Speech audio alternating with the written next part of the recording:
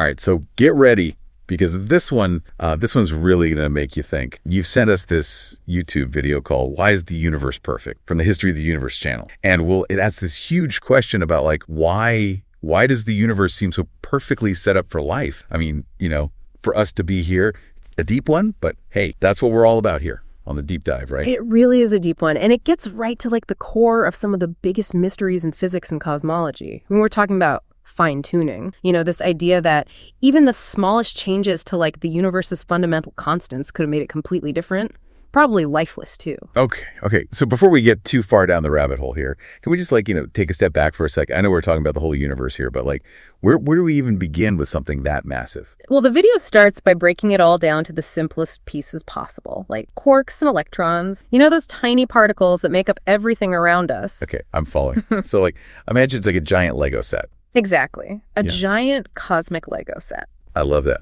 So we've got our Legos, but Legos only work if you can stick them together, right? What's holding all this stuff together in the universe? That's where those 4 fundamental forces come in. Gravity, electromagnetism, and the strong and weak nuclear forces. They're like the rules of the game, the rules that say how all those Lego blocks connect and interact. Gotcha. So it's not just about the pieces themselves. It's about the forces that control how they play together. That's exactly where this whole fine-tuning idea comes in. Okay, so how do those forces actually work then? Well, the strength of each of those forces is determined by these things we call constants of nature. Think of them like settings on a control panel for the universe, like dials that determine how strong gravity is or how fast light can travel. So it's like the universe has a settings menu, and these constants are the sliders you can adjust. That's a good way to think about it.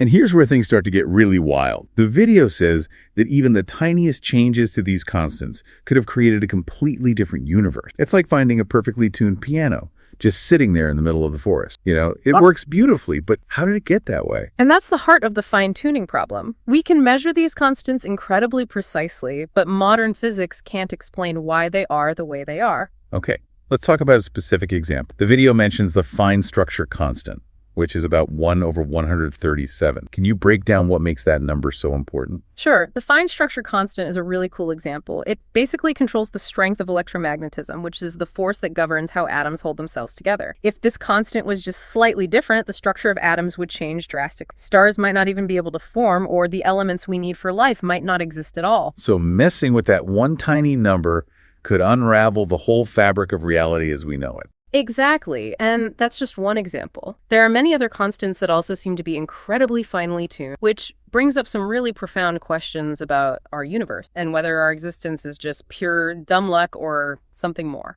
Well, let's talk about luck. The video mentioned something called the Anthropic principle.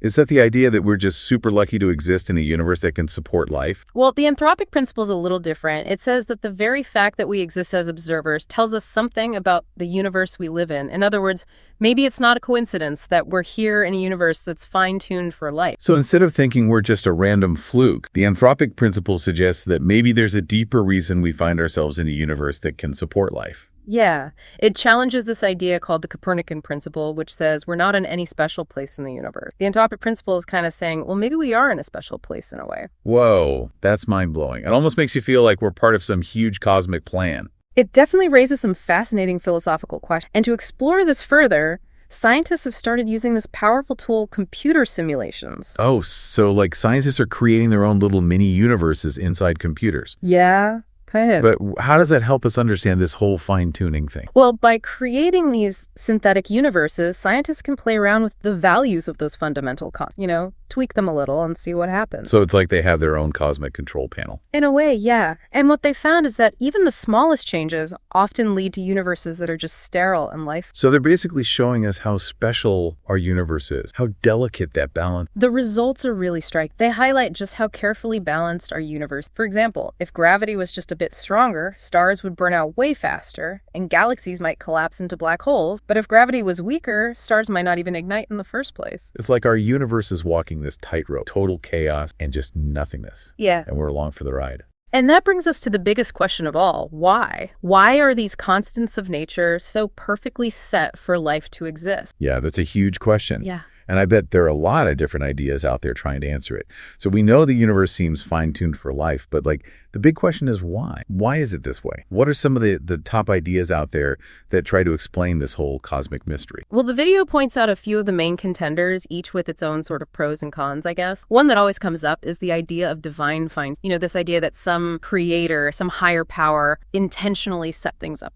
So basically the universe is the way it is because it was designed that way, by like some kind of cosmic architect. I mean, that's an idea that people have thought about for a long time, right? Oh, yeah, definitely. It's a perspective that means a lot to many people, but from a purely scientific perspective, it's hard to test or prove. It comes down to faith, which is outside of what we can observe and measure, Right. Science needs that evidence, that data that we can analyze. Okay, so what about another idea that seems to be getting more popular lately, the simulation hypothesis? That one always gets me thinking.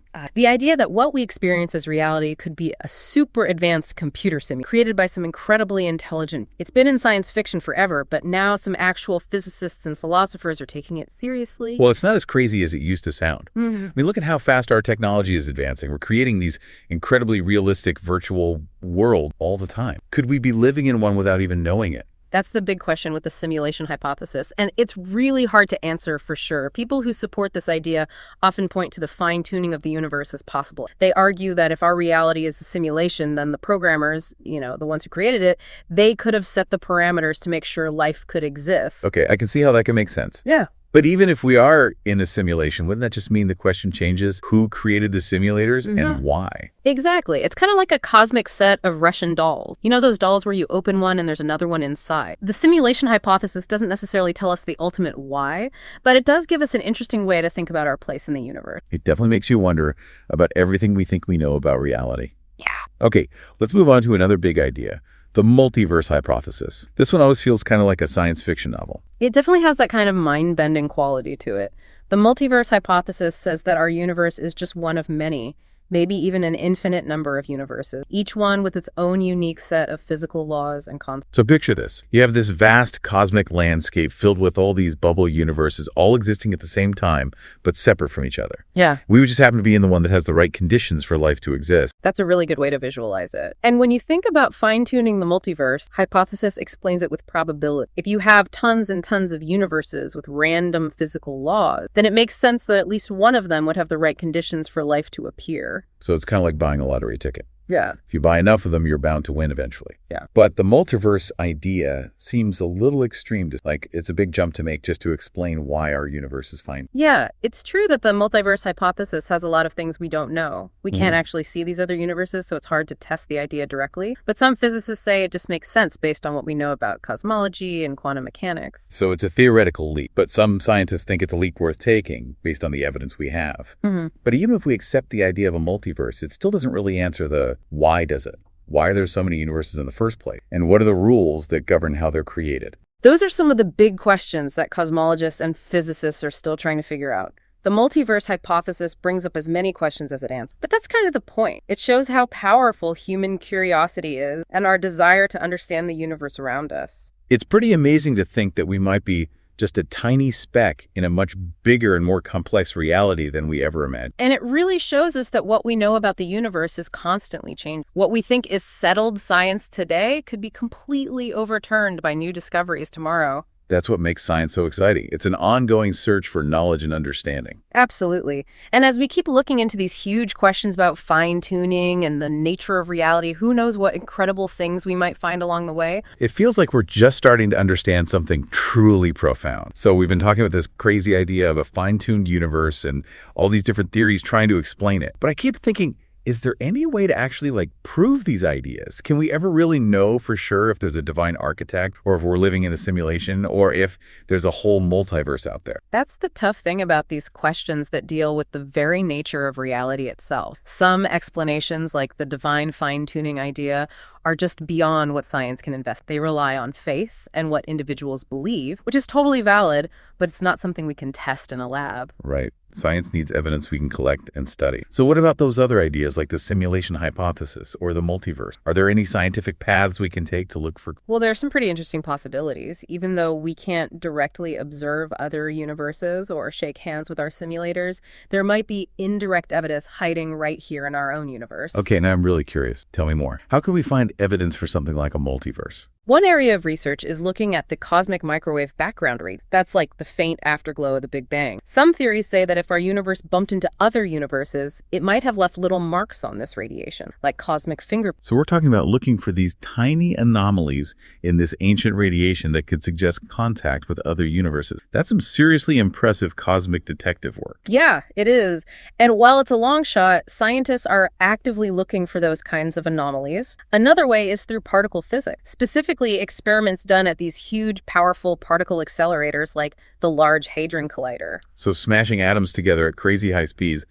How could that help us understand fine-tuning or the multiverse? Well, some theories predict that these experiments might reveal evidence of extra dimensions or even brand new particles that we've never seen before. If we find proof that our current understanding of physics is incomplete, it could support theories like the multiverse, which say our universe is just one small part of a much bigger and more complex reality. It's mind-blowing to think that these huge experiments designed to study the smallest things could give us clues about the biggest questions about reality. It shows how interconnected everything really is. Definitely. And even if we never find definitive proof for these crazy ideas, just the act of searching pushes the boundaries of what we know.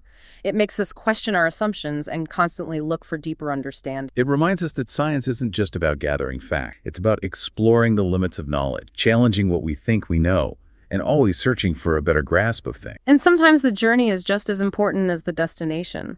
The quest to understand why our universe is the way it is, to wrestle with this fine-tuning concept, it can give us a deeper appreciation for the beauty and complexity of the cosmos, whether or not we ever find all the answers. I really like that way of looking at it. It's not just about finding the right answer. It's about enjoying the mystery and the wonder of it all. And it makes you realize that even without knowing the why, our existence in this finely tuned universe is something truly incredible. Absolutely. It's an amazing opportunity to be able to think about these questions, to explore the universe with our minds, and to never stop searching for knowledge and understanding. Well said. And on that note, I think it's time to wrap up our deep dive into this fascinating topic. But before we go, I want to leave our listeners with one final thought-provoking question. Imagine for a moment that you could control the universe's setting, that you could adjust those fundamental constants. What would you change, and what do you think would happen? That's a great question to think about. It really makes you realize how connected everything in the universe is. Even the tiniest change could have huge consequences that we can't even begin to imagine. Exactly. So to all our listeners out there, let us know what you would change in the Cosmic Control Panel. And until next time, keep exploring, keep asking questions, and never lose your curiosity about the universe and our place in it.